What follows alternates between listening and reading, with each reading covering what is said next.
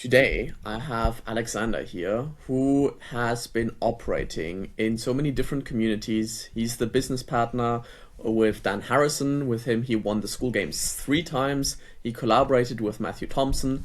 And now, Alexander, you are building your own community, which is built with God, which is your big why and like how you're connecting everything together. And you have a really interesting approach, which is a hybrid approach, which allows communities to really connect in person. Can you tell us a little bit more about that? Yeah. First of all, just super excited to chat to you, brother. This is going to be really fun. So I've been in the online space since my early 20s. So that's been like, 15, 16 years. And I love the online world so much. And I dove super deep into that. And then Skool obviously made that even more fun. And all along the way, though, I've also been hosting in-person retreats and events. And so these two things were happening independently, like building online, scaling, reaching people all over the world. And then I'd have these experiences in these retreats. Or I love meeting people in person in my local town, coffee meetings, go for hikes. And I felt the tension. It's like, like, okay, I love these things, but okay, it needs to be able to scale. Like, it has to scale. It needs to be online. And I think what's happening in the world today with AI and just kind of like the globalization of all of our technology, we cannot forget the power of meeting in person, just like you and I got to do in Ireland. We can't forget the power of a handshake or a hug, spending physical time together. So I believe the most sustainable way to build community today is not just to focus online and not just to focus in person, but to bring a hybrid element together. And so a quick example, where I live here in Kelowna, I've started Build with God Kelowna. So it's great. We're going to meet in person. We're going to go for hikes. We're going to do masterminds. But you and I both know the power of a school community. You and I both know the power of an online community. So that group here locally, we will also have an online space to connect with each other, to share resources. And I just think it's the best of both worlds. And I would really, really urge community leaders and builders to think about, if they're just online, hey, what does it look like to sprinkle in a little IRL into this? And if you're just doing IRL, what does it look like to add an online component that allows me to reach more people and to tap into the power of technology? So, yeah, hybrid communities is something that I think about all the time. I've never heard someone specifically name it in that way. I don't know if someone said that before, but that's the current way that I invite myself and other people to build. I think this is such a, on one way, unique approach, but also like very obvious. And like, why wouldn't those things be together? And I've Yeah. been part of many offline communities that are happening just in person. And like, I'm very international, like traveling around the world. And the problem about these like offline communities is like, well, like maybe you meet each other once a year at this specific event, but then you have no idea what everyone is up to outside of that. And I think this is where the online side of things comes in. But without the offline things, like not being able to interact with one another, like by the way, you give great hugs, so it's like no one should be missing that. But like it's something that makes the whole picture complete in a way, and that's why I love how you are combining both of these elements in a way. And you have been running a lot of IRL events before, right? Like you've been doing like castle retreats with Matthew Thompson. You've been like running a really big event in Kelowna. Can you tell us a little bit more what it's like to actually run these events when someone is like just having a school community? And like, how do you even start that? Like, what do you have to think about? What is something that makes an IRL event successful? Yeah, I mean, if someone hasn't done it before, oddly enough, the thing that I'd advise them to do is not think about it too much. Don't get in your head too much and just literally get in the same room with people in some way, shape, or form. And, if you've made it this far in life, you know how to act around people, right? But I think about online communities and in person events in a similar way that they're both containers, right? So a container that there's boundaries, there's walls. So for the in real life event that we did for Skool in Kelowna, we had this 1 day experience. It started at 9:30 a.m. and it went till about 5:30 p.m. And I knew that we had 7 or 8 speakers. I knew we had over 200 people coming, and there was lunch. So I had this container. There's a start, there's a finish, right? And I know how I want people to feel at the finish. I know the experience I want people to have.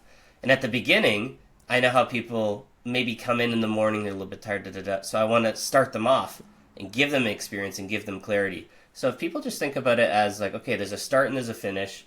At the start, we want to change how people feel and get them into the experience and give them clarity on where we're going. And then the whole day is tracking towards that end state, that end experience where they walk out and they're like, oh my God, I can't believe I learned X, Y, and Z, or oh my God, I can't believe I feel this way. And, I like to think about, the hero's journey a lot too when we're planning an event, but also making a new program or writing a story where you take people on a journey, right? So at the beginning, they don't know exactly where they're going. They don't know what tools they have available to them, and you walk with them side by side on the journey. And if you're running a 1 day experience or a retreat, there's going to be a crescendo moment. It's going to build up to a climax moment. So for this one, the In Real Life School event, we had two speakers in particular, which was Renee Martel, which is Dan Martel's wife, and Nick Kuzmich. And they're very, very well known in the online space, and they had amazing talks. And so our day kind of built up to these two speakers. And then, we started to land the plane and made sure that people knew how to integrate today's experience. They knew what to do next.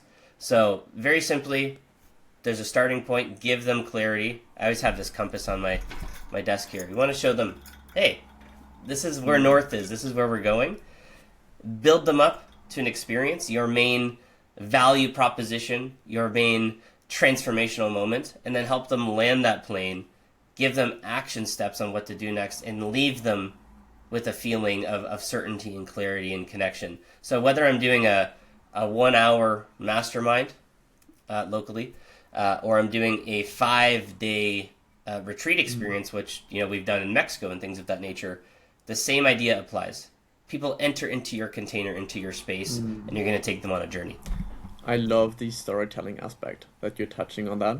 And I think this was like the big highlight in Ireland, where we were going through the story of Lord of the Rings, which is something that everyone is familiar with, also very similar to the hero's journey. And it was so cool to like go into this cave and have this transformation experience. And I assume you applied the same kind of framework. And it's like, okay, like this is where we want to get people. Like we want them to like truly open up. It's like, but we need to warm them up. We cannot like push someone at the deep end of the pool and like hope that they learn to swim somehow. And it's like, no, let's get them in there. And then actually also getting people out of that experience. So that was like really well set with 3 days, because like you can like get people in, and then like you have this big experience and you lead towards that, and then like you have the next day where people are leaving. How does that happen if you just have 1 day? Because that's where most people usually start. And you also mentioned like, don't worry about all of these things in the beginning, just get people together, maybe get like a coffee place or something like that. How can we still include this story narrative frame when we don't have like 3 days available, but we maybe just have like, okay, well, we have like 6 hours, and like we may like go and grab some coffee and then get some dinner afterwards. Because like that is Yeah. probably the easiest thing that everyone can do, as long as you're like not living in a village with 300 people. It's like there is no coffee Yes. place here, there is no restaurant, but most people will probably have access to at least those kind of things. Yeah, again, tell people like do not overthink this. Like most people would know how to host a call in their community. Let's say, so I'm doing a 1 hour call, a community call, or a workshop. The exact same principles apply. Everyone gets on the call, right? Or everyone meets you in your local coffee shop. and they show up, and your job is, as the leader, is to say, hey, this is what we're doing today. Here's where we're going. And then you walk them through the experience, whether it's 1 hour or whether it's 6 hours or whether it's a full day, right? You've given them a roadmap at the beginning. So, hey, we're going to go here, we're going to go here, and we're going to end here. Now, your job is to look at the time that you have and to gauge the experience of the people, of what's going on in real time. And again, it's not going to be perfect. It's going to be a little messy sometimes, but you're constantly coming back. Just like if I was giving a speech, I might have cue cards.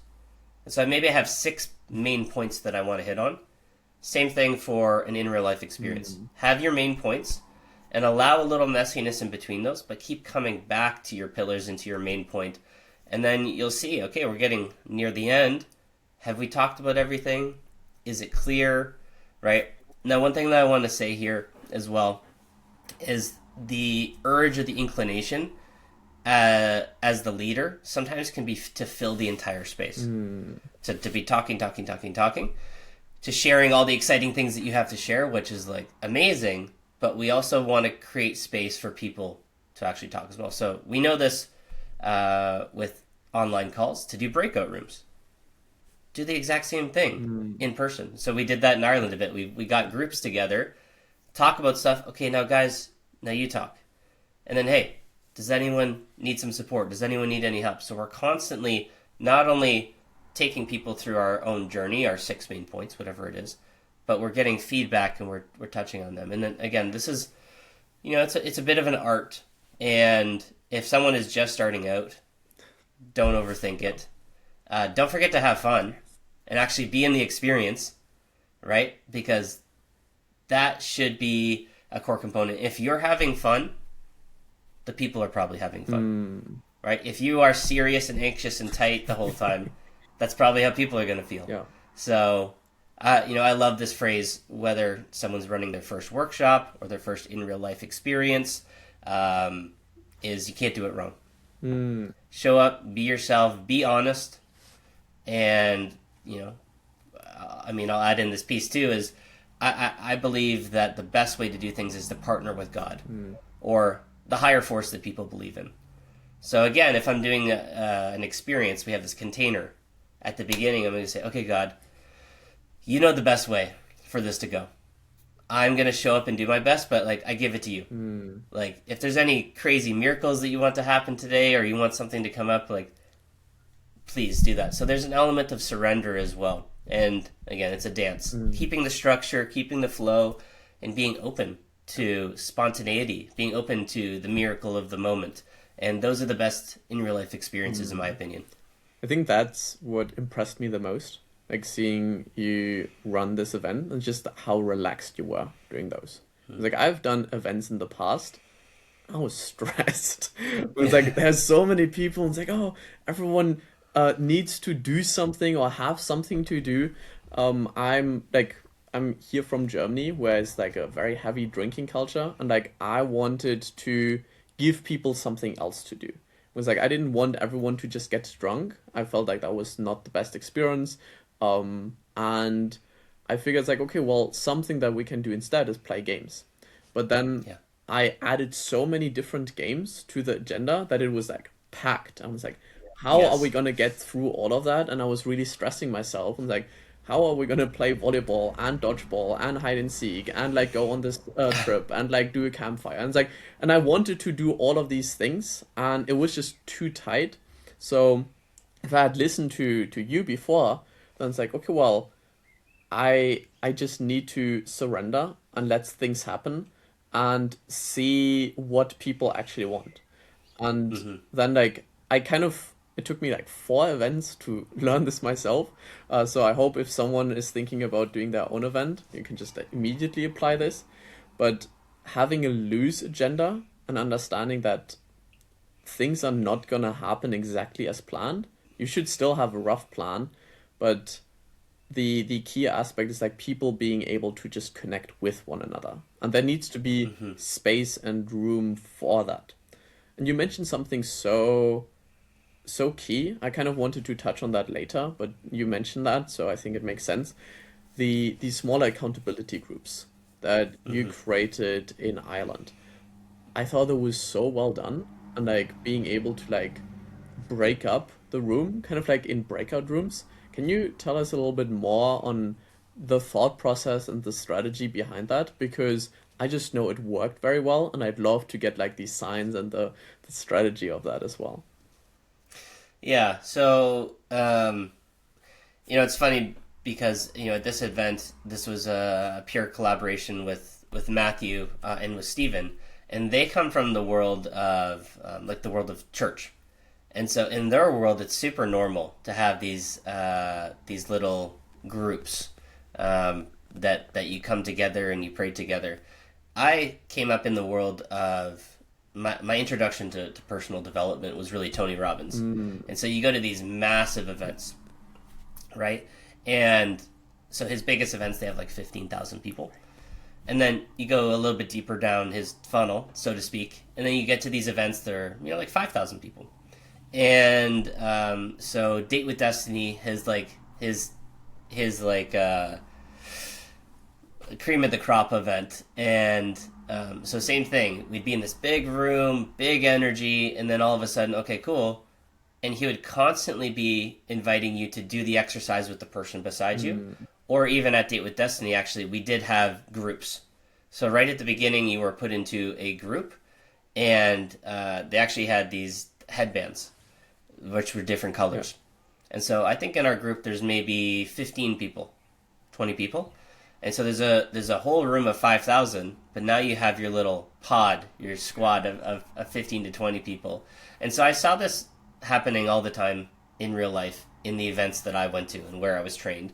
Matthew and Stephen, they had this experience in church all the time. And then in the online world, super classic. If you want to have a successful experience and you have a big workshop full of all these people, well, use Zoom, put them in a breakout room.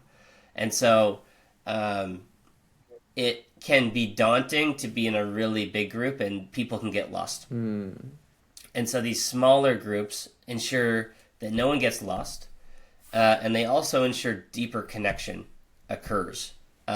So yeah, hopefully that was the case there in Ireland, and um, even when we did the in real life school event here in Kelowna, at one point we broke the room up into four groups, and we put them in different groups based off of who they are. So some people were entrepreneurs, mm, some people were like working professionals, like they had jobs. Some people were purely creatives. And so we broke the groups up based off of their backgrounds. So they all had something to talk about. yeah. So there was a group of creatives, and they were all photographers, videographers, and designers. And there was another groups that were just like online entrepreneurs, grow, scale. They could, repeat any of Alex Hermosi's wisdom at the drop of a hat. And there was another group that they understood the structures of corporations and how to, try and climb the ladder and how to work with those politics. So, yeah, this is a couple things for people to consider, but you could never go wrong by taking a big group and making smaller pods Mm. or accountability groups within that. That will just ensure this deeper connection. And they'll have conversations like this Yeah. versus just sitting in a chair all day listening to someone at the front of the room or on the stage speak. Hmm. Yeah, I think I'm not sure who said it, but like community is the thing that happens between the keynotes, right? You have the Mm-hmm. keynote where you're just listening into like the big guy who girl whoever is presenting, and then like you go outside, get like a coffee or a tea or something like that, and then you actually talk with people. And without this organization, this like happens naturally, and like people will naturally kind of like find each other. But I think having that additional curation of that experience makes it so much sweeter, especially when people are kind of similar. And I think the best example for that is Hogwarts, Mm. because it's a big school, and like lots Yes. of people have different like personalities, and understanding that the people who are like academically very interested, like we should put them together so they can nerd out about like that, and then other people who are like extremely ambitious and like they should be connecting.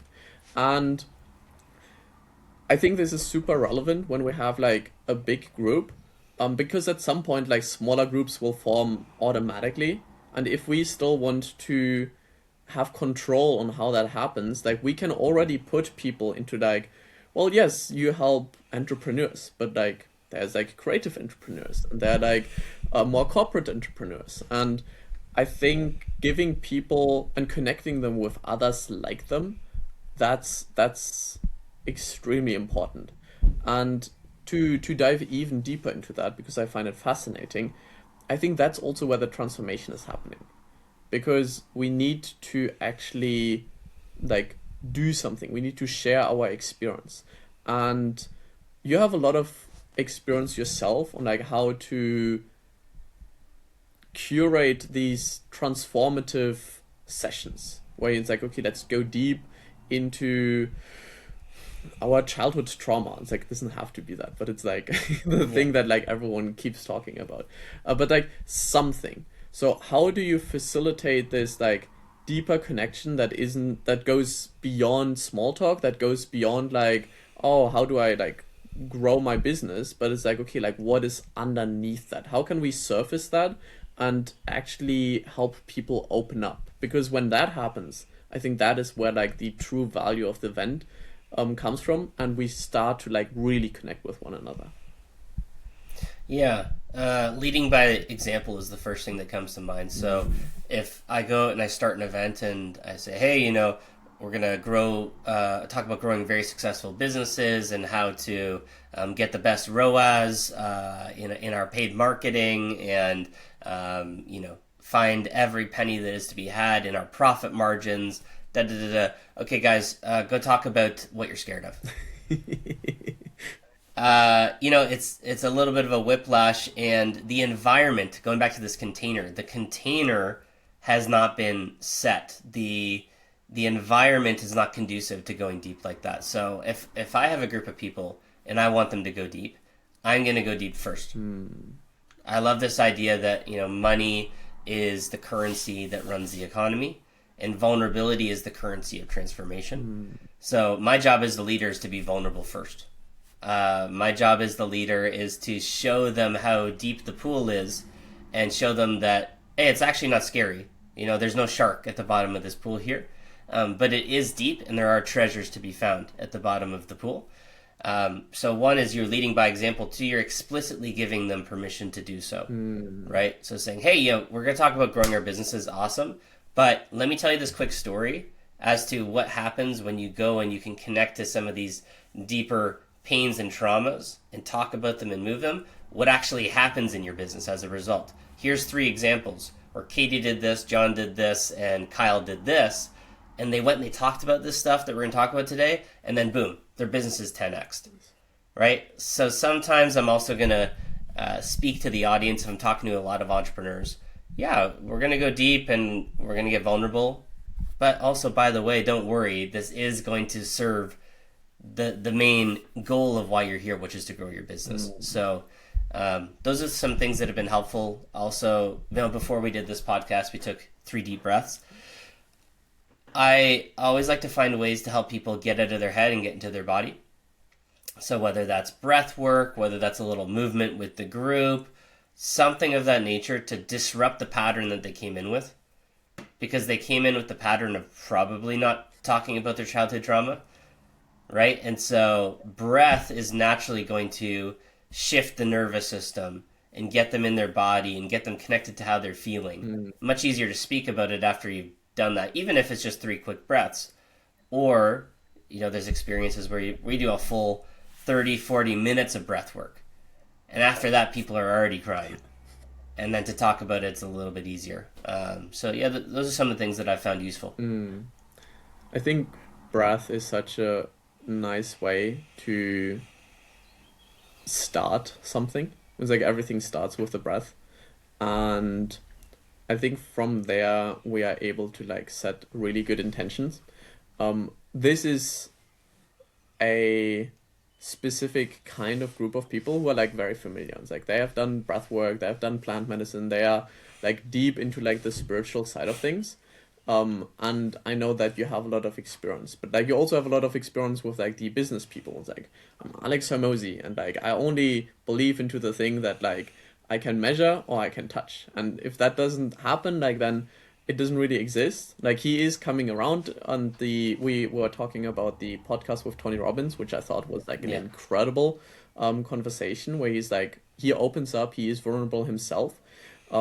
So how can we facilitate something like this? It's like you already mentioned like being vulnerable ourselves.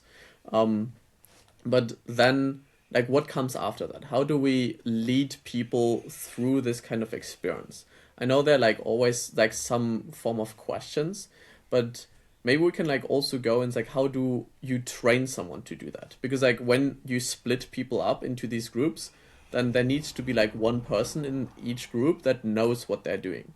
So, Hmm. what do you tell them on how to run this like smaller facilitation and how can they create these kind of experiences for others?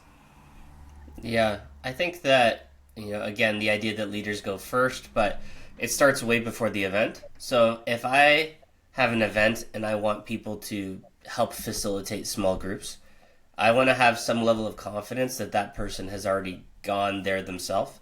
So we'll use the simple example of if we want to guide people in the wilderness to a top of the mountain, and we're going to break into groups, and other people are going to help lead some of these groups up the mountain through the forest.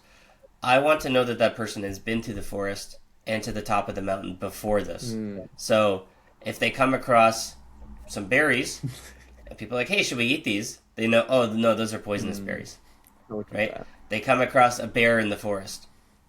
They know what to do, right? These are obviously like kind of funny extreme examples.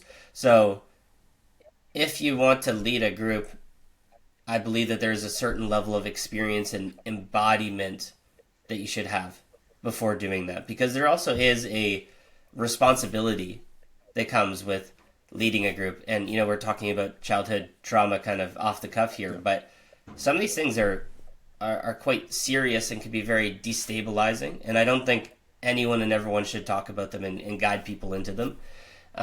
So there's different trainings that we can do, different certifications. Before I led anyone through experiences myself, I did probably hundreds of hours of self practice Mm, and self training where I was experimenting with meditation and with breath work and with plant medicines. And I went through Tony Robbins' whole Mastery University and I trained under him to be a coach. And so I did all of that before I actually coached anyone else mm, myself.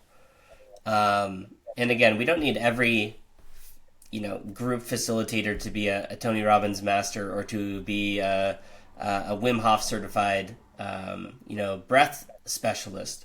But we do want leaders to have a certain level of experience and embodiment, and understand, just like let's say being a lifeguard, to mm. understand, well, what happens if someone can't swim? What happens if someone swallows some water? Um, and so being a leader is a very sexy idea, a very popular idea. And there's a reason why certain people thrive as leaders, and do successfully lead other people is because they have a certain set of skills and experience that they have cultivated Mm. and they have, in a sense, earned. It's not the perfect word.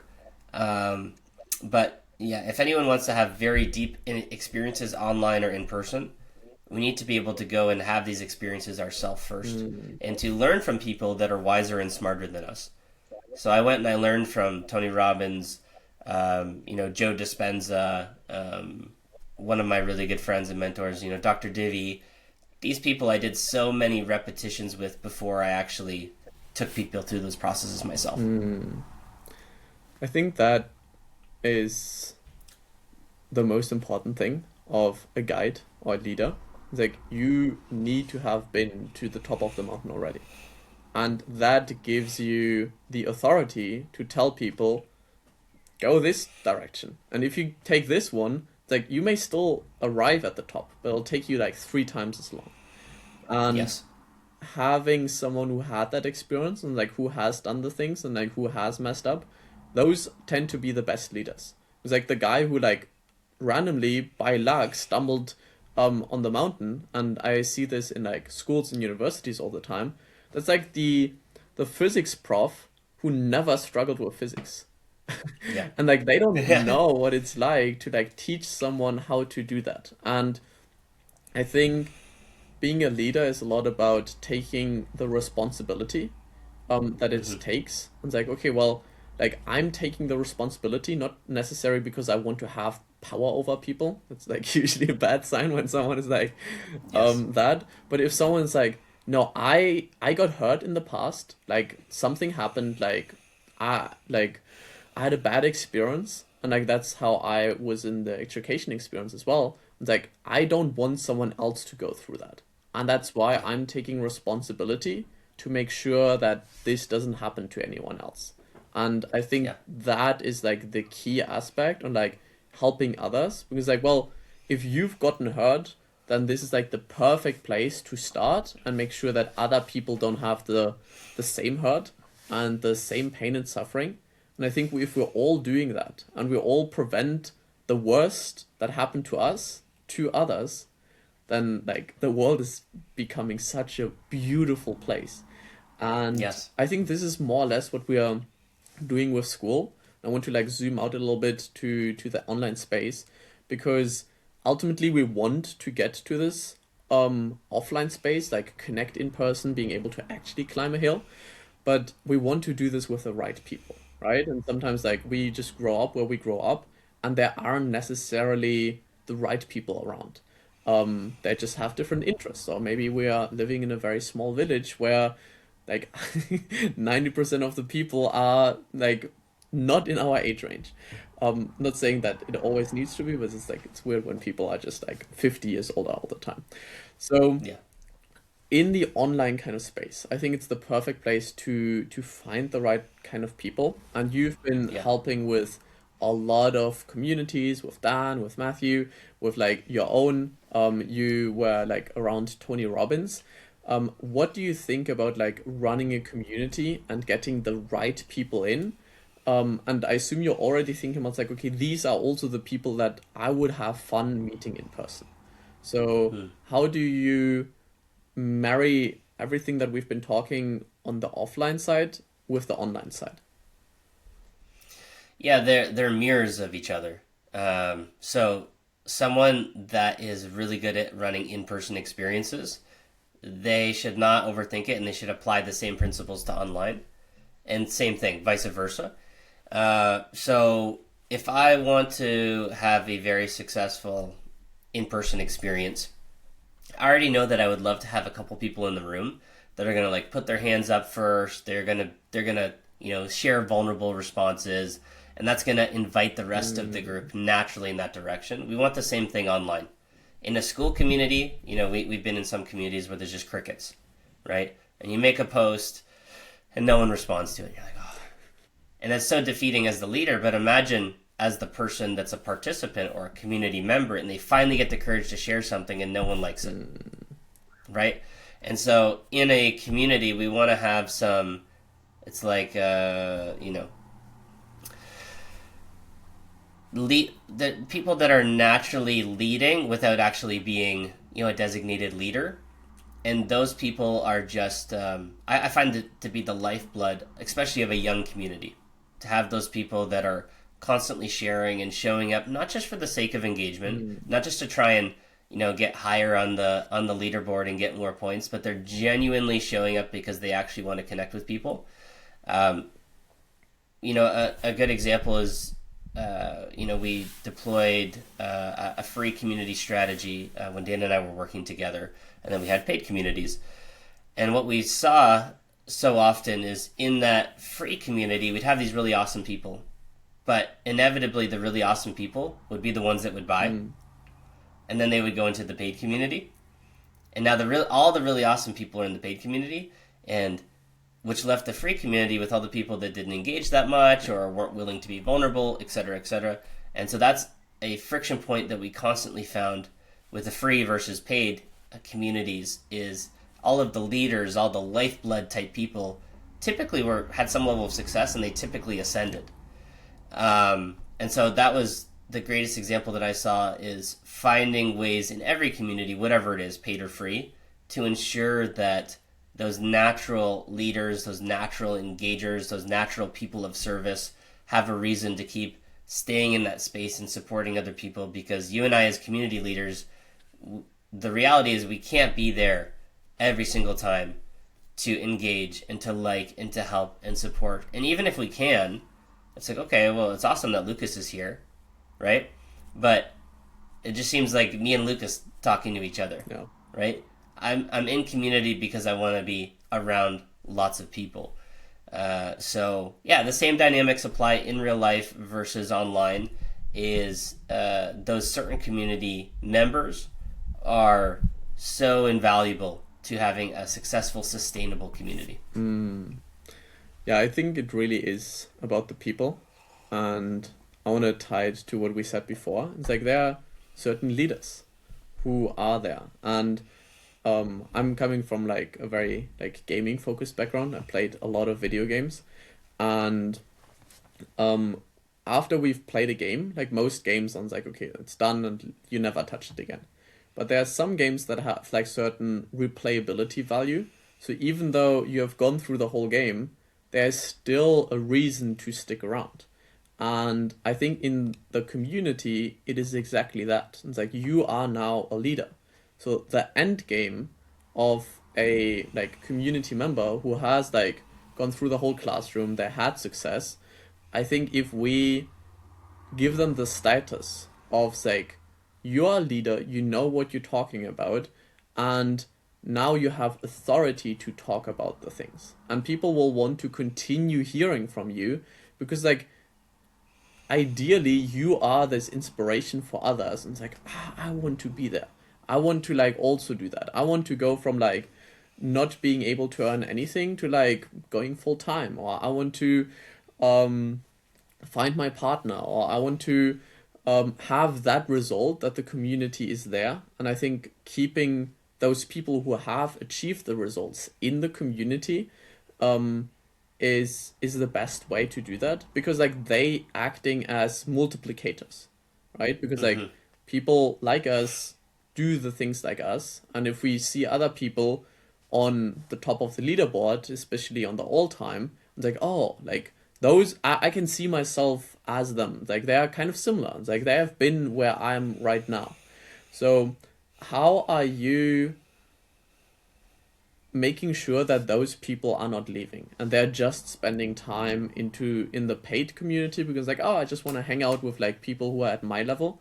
And because like there is certain like levels of effort and sacrifice to like help a beginner set up their Skool community, right? Like, and if you've done this like so many times, it's like I'd rather like talk about how to like scale and like multiply these things. So how can we get the people who've already had the success to still be in the communities and help other people out? Yeah, so I think we can look at Skool as a good example because, Dan and I got onto Skool right at the very beginning. There wasn't that many people on there. Like, oh, this is cool. Da, da, da. And, once they started to add this competitive element to it, this game element to it, and we played, Skool then rewarded us for that. So, like, I'll never forget going to Vegas for the first time, and you think, okay, cool. There's originally we do a 1-day mastermind with Hermosi, and that's really cool and exciting. But even before that, we had a dinner the night before, and Sam was there. So there's maybe 15 of us at a table, and Sam's having dinner with us, and he stayed for 6 hours, I think, in total, and he literally just went so deep into his vision for Skool and the product and how he thinks about it, and we were all mesmerized. And I think in that moment, if we weren't already, everyone at that table became a like Skool super fan, but not even a fan. There was like a certain level of ownership that Sam, invited us into, and then the next day to get to go and spend the whole day with Alex, at his office, and it was very casual. And at lunchtime, right, they brought in some food, and we have like a 45-minute break. You think Alex would go and take some space for himself, but he came over and he pulled his chair over at lunch and sat down beside us, and he took probably 20 minutes with us and said, "Hey, tell me about your business. What's going on? How can I help?" And he was just sitting there eating a big bowl of something with a lot of protein in it. And then finally when we go to LA for the school games there, and they're like, "Oh yeah, here's a school shirt, and here's these little experiences."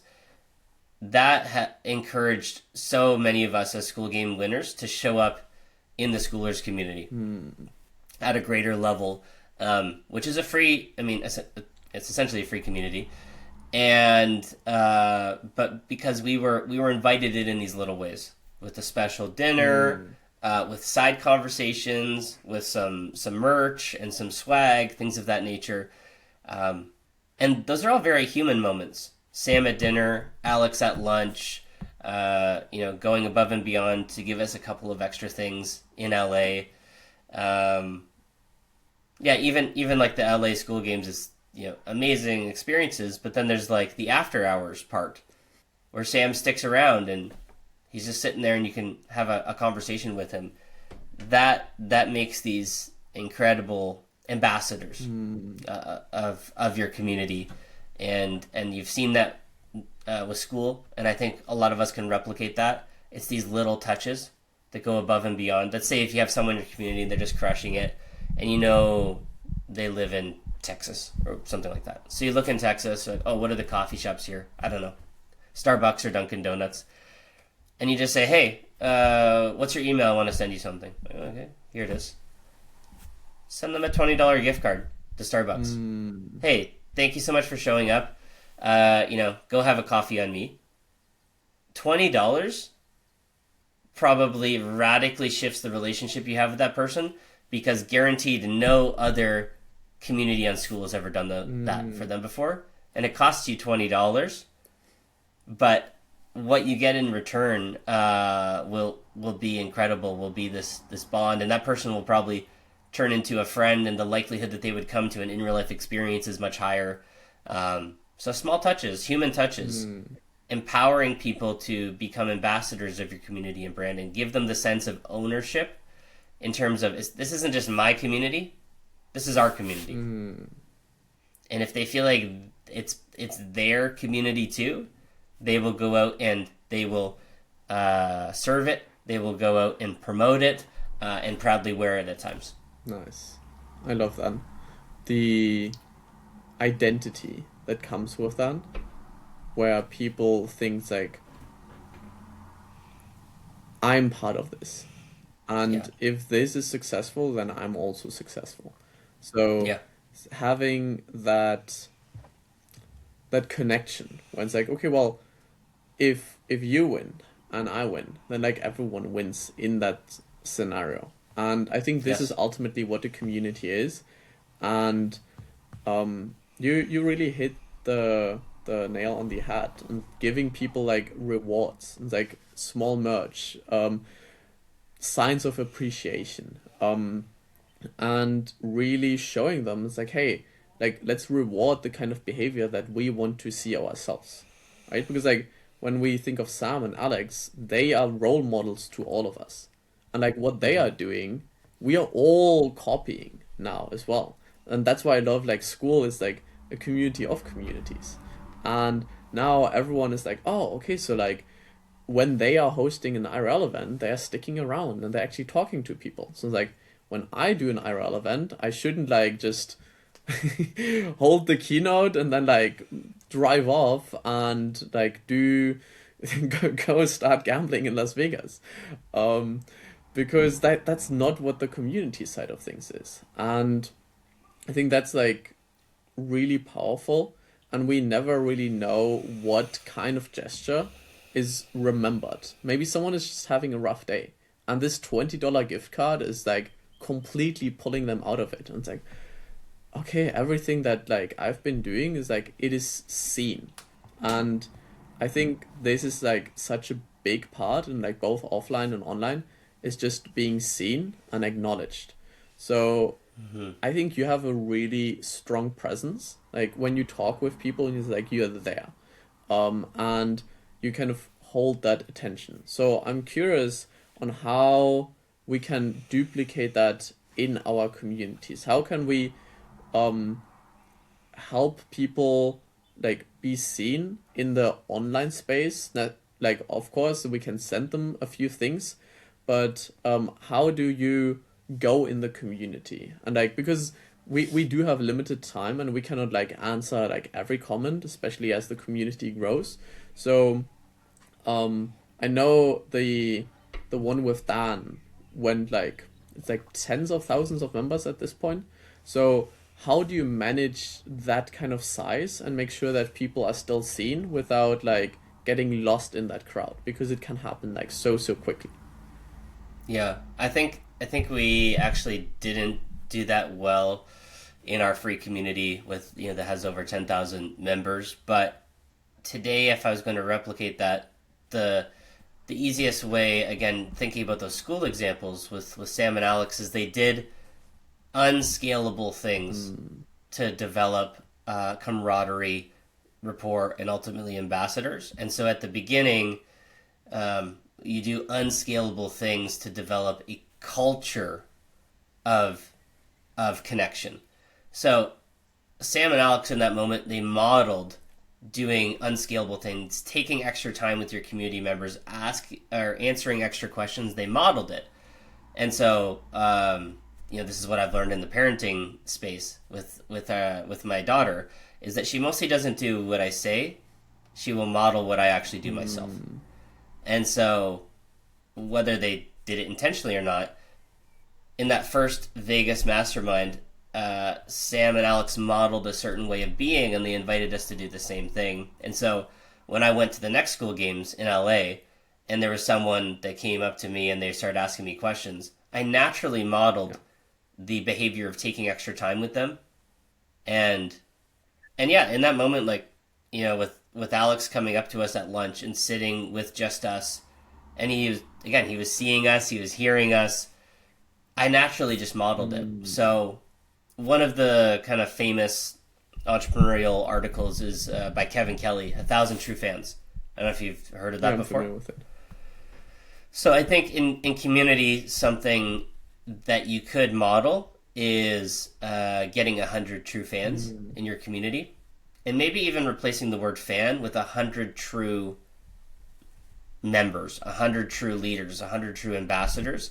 And so at the beginning, do the unscalable things, take the extra time with this nucleus of people, trusting and knowing that they will naturally model that behavior to other people as the community grows and expands. Um, Now, it gets a little tricky when things grow so quickly, but that's why the foundational work is so important. mm, I would rather keep my community small for longer at the beginning, so it has a very strong yeah. foundation, a very strong leadership dynamic or team, so to speak, before hundreds and thousands of people start to pour in. And a really good example of that is I'm part of a new community right now. It's called Daily Reps, Mm-hmm. and it's by this guy named Sky McIntosh, and he has an Instagram account he's called the Daily Reps guy.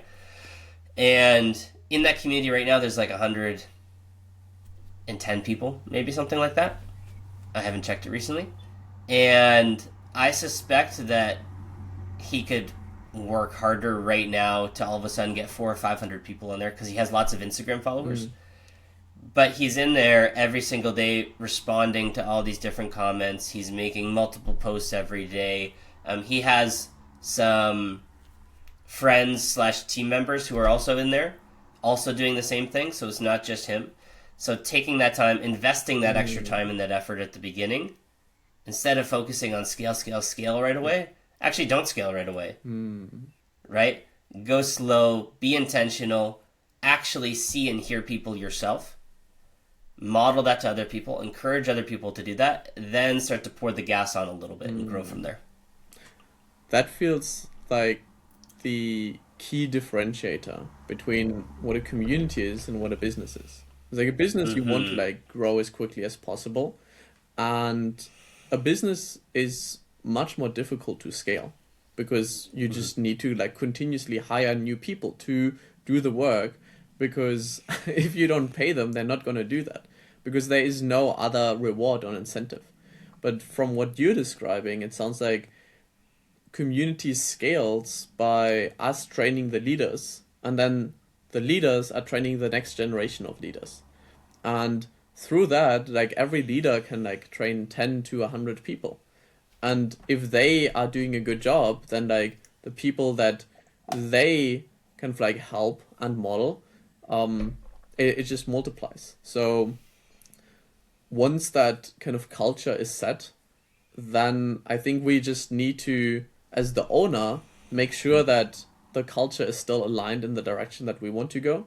Because like not everyone is like getting the training as they like perfectly, right? Like there are some interpretations, or people just like forget things, and I think that's like what the job becomes. That we just need to like Yeah. nudge people again in the right direction, and like continue modeling that. But I think that's like super powerful, and that's like what communities like make really strong and connected. So we are approaching the end here, and something that I would love to wrap things up is, what is something that you would advise someone um who wants to build a strong community that is sustainable? So not just like, hey, I want to grow and scale as quickly as possible. We've touched a lot of different things, but like if you could boil it down to like one message, what would that be to create a community that we actually want to be part of, to the point where we want to hang out with the people in person? I think whoever starts the community, the reason that they start it, the intention behind the community, completely dictates the future of it and the success of it and the sustainability of it. And even kind of the feeling of it. So, for example, if someone starts this community of like, oh my God, there's such a good opportunity right now to build an AI community, right? Because I can make lots of money. Hmm. I want to build this thing because it's trendy and I can make lots of money, is now the essence, is the foundation of that community. And going forward, it colors every single thing that happens and every single thing that does. Versus, and this is my advice to someone, start a community that you feel like your heart and your soul is calling you towards. That you would talk about this stuff even if no one paid you. You would talk about this to a random person at the coffee shop. This is something that you probably can't even shut up about for the most part. And so this requires a little bit of deeper searching and seeking. And a little model I like to use, which I call the soul nucleus. And these are just three questions that you could answer yourself. You can journal on them, meditate on them. First question is, why do I believe that I am here? Why do I literally exist as a human being? And again, this is a big question, and it is a question that's answer will evolve over time, I believe. But I'm asking myself that question since I was 18. Like, what the heck is the point of this life? Like, and what the heck is the point of my life in particular? Right? And I believe there's answers in our natural interests, our desires, our excitements, also in our friction points, our struggles, and our traumas. There's an answer there of, I believe Alexander is here for this reason. I believe Lucas is here for this reason. Right? And if you get this idea of like, okay, I think I'm here for this, then your next question is, well, as you bring that to life, whatever that thing is, whatever your purpose is, you can probably see a future possibility of what's possible in the world, of how the world could change and evolve. And this is being a visionary. This is seeing a future state. Like, oh wow, this is the brighter future, right? And then once you get clear on, okay, this is who I believe that I am right now. This is where I see that we could go as a collective or as a community. Then you bring it back finally with a mission statement of some kind, Mm. right? So this is how we are going to actually get there. And a strong community will have a very clear purpose. It'll have a very clear mission and a very clear vision, Mm. right? And if you can empower people with that of like, this is why we're here, this is where we're going, and this is how we're going to get there, those three pieces are an incredible foundation, especially if they are derived from the community leader's heart and soul and purpose and passion, right? And not just, I think this community would grow really fast. I think this community will make me lots of money. I think this community would be really impressive. Oh, I could win a community. I could win in this category in the school games by if I made a community in this space. I don't think those reasons are sustainable. Someone might win the school games once. They might grow a community really quickly, but will it be around in 2 or 3 years? I don't think so. Yeah. So the question that everyone should be answering is, why am I here? Where am I going? And what is my mission? Yeah, that's essentially, why am I here? Where do I want to go? And how might I get there? Which is kind of the mission. And then that translates in community. Why are we here? Where are we going? How are we going to get there? So I'm really, really big on the transition from me to we, right? Because if your community is all just about me, me, me, me, me, eventually people get tired of hearing about you. They want to be in a place that's all about us. Yeah. We are here for this reason. We are this type of people. We are all going here together, and this is how we are all going to get there. And together we can change the world, because that's what Exactly. community is going to do. Alexander, I appreciate you. Where can people find you if they were more interested to learn more about you, pick your brain, see how you can help with building with God, with setting up IRL events, or coming up with even like more transformative questions to help with our personal lives? Yeah. So both on Skool and on Instagram, it's Alexander Vandelaar. So on Instagram, it's alexander.vandelaar. And then my community on Skool right now is called the Build with God Brotherhood. So that's a space specifically for men to become the men that they know that God made them to be. So those are the spaces that are easiest to find me. But yeah, honestly, dropping me a message on Skool or on Instagram is a great place to start. Fantastic. Alexander, appreciate your time. And yeah, Likewise, let's brother. have fun and enjoy the journey. Peace. Thank you. Thank you, Lucas.